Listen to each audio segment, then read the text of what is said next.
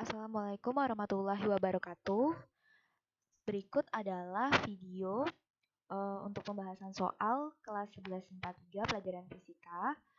Nah, di soal pertama yang sudah kita bahas tadi adalah soalnya sebagai berikut. 4 buah pegas disusun seperti pada gambar. Nah, ini gambarnya.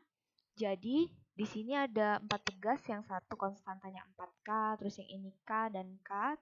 Ini tersusun paralel, kemudian ini tersusun seri. Nah, biar lebih Oke, lanjut dulu. Pertambahan panjang pegas 4 cm.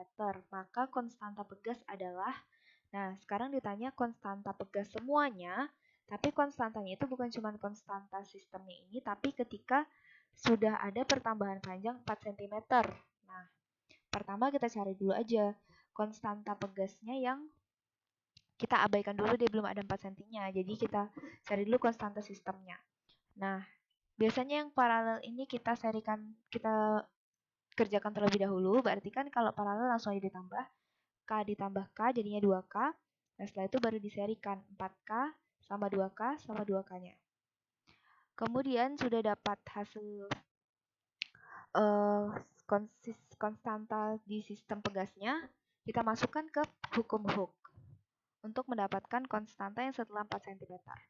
Nah, jadinya seperti ini. Nah, ini sentimeternya jangan lupa diganti ke meter dulu.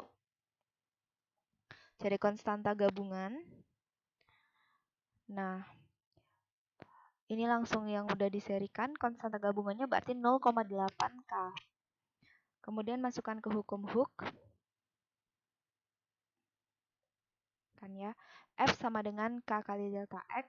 Nah, tadi di soal itu sebenarnya ada keterangan tambahan. Kalau yang di grup bersama itu masanya di sini itu 3,2 kg sama percepatan gravitasinya 10. Nah, jadilah di sini F kan M kali G, jadinya 32. Nah, terus di sini 0,8K-nya dimasukin, 0,04-nya dimasukin, langsung dikerjakan secara matematis, dapatlah 1000 Newton per meter. Kemudian nomor 2, ini partikel, ada partikel A, B, dan C, terletak seperti pada gambar di samping. Nah, disuruh tentukan momen inersia sistem terhadap poros melalui partikel B. Nah, berarti kita akan tentukan momen inersia terhadap titik B ini, di partikel B. Nah, kalau di partikel B berarti si B-nya sendiri ke jaraknya si B-nya sendiri terhadap titik ini ya berarti 0. Jadinya di sini kita tidak bisa mencari momen inersianya si B-nya ini. Jadi partikel B-nya momen inersianya kita buat 0. Kemudian ini yang dari A ke B ini jaraknya udah ada 24 cm. Nah, tapi yang benda dari C ke B, nah ini belum ada. Nah, ini mudah aja. Kita tinggal cari aja jaraknya dengan rumus Pythagoras. Kan ini soalnya bentuknya segitiga. Kita cari dulu jaraknya. Udah dapat jaraknya C ke B, langsung aja kita masukin ke persamaan momen inersia yang partikel. Nah, ini petunjuknya. Kita cari dulu jarak B ke BC dengan rumus Pythagoras. Nah, kemudian partikel B tadi jaraknya sama dengan 0, maka nanti momen inersianya 0. Karena kan rumus momen inersia mr kuadrat, R-nya 0, ya udah 0. Terus menghitung momen inersia keseluruhan dengan menggunakan persamaannya ini mr kuadrat. Nah, kan masih ada ya yang partikel A sama C. R-nya adalah jarak dari A ke B sama C ke B. Terus kalau jawabannya benar, maka hasilnya sebagai berikut. Silahkan dicoba di buku catatan sambil apalagi yang tadi belum mengikuti kelas, bisa dicoba di buku catatannya. Soalnya sebagai berikut. Nah, benar nggak? Jawab setelah kalian coba-coba hitung jawabannya sama kayak ini. Soal yang ketiga, dua pegas masing-masing konstantanya 750 Newton per meter dan 1250 Newton per meter. Tersusun paralel. Energi potensial pegas jika diberi bahan 4 kg adalah jika diberi beban 4 kg adalah. Nah, ini kalau di pertanyaannya adalah energi potensial pegas. Pertama-tama konstantanya udah diketahui paralel. Berarti tinggal kita cari K-nya. Nah, ini langsung aja keluarin. K-nya K1 tambah K2 kalau paralel. Berarti dapat langsung 2000 Newton per meter. Terus kita cari dulu delta X-nya. Karena di sini kan rumus energi potensial bisa setengah K kali delta X kuadrat. Nah, bisa juga kalian, oke ini dulu, delta X-nya sama dengan F per K. Nah, jadi F-nya itu didapat dari M kali G dibagi sama K-nya yang ini tadi. Nah, dapatlah 0,02 meter ini. Terus tinggal dimasukin ke persamaan energi potensial. Yang keempat, nah ini mudah ya, juga torsi. F1 10 Newton, F2 30 Newton, F3 50 Newton.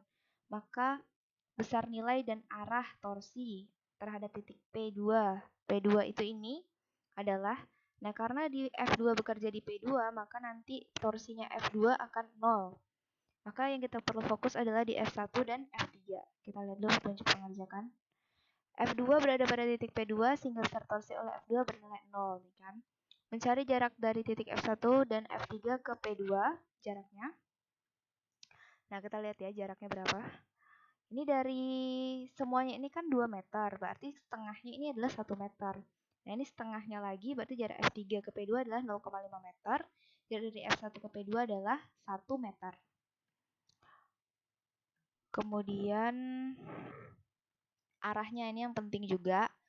Nah, kalau di sini kita bikin perjanjian kalau searah jarum jam berarti positif. Nah, di sini F1 searah jarum jam, ya kan? Arahnya ke sini. Nah, sedangkan F3 kalau kita tarik kan arahnya nanti ke sini. Berarti berlawanan jarum jam. Jadi F1 yang searah, F3 yang berlawanan. Kemudian jangan lupa melakukan proyeksi terhadap F1 agar tegak lurus dengan poros. Nah, ini kan masih sudutnya 30 derajat. Nah, kita buat jadi tegak lurus berarti kita gunakan sin 30 derajat karena di depan sudut. Ini kan sebenarnya di sini depan sudut, tapi karena kita geserkan ke sini, jadinya tetap sama, tetap di depan. Nah, jika jawaban benar, maka jawabannya 20 Nm berlawanan arah jarum jam. Oke, demikian dulu penjelasannya. Untuk soalnya, silahkan dipelajari dan jangan lupa juga sambil dicatat di buku catatan biar ingat.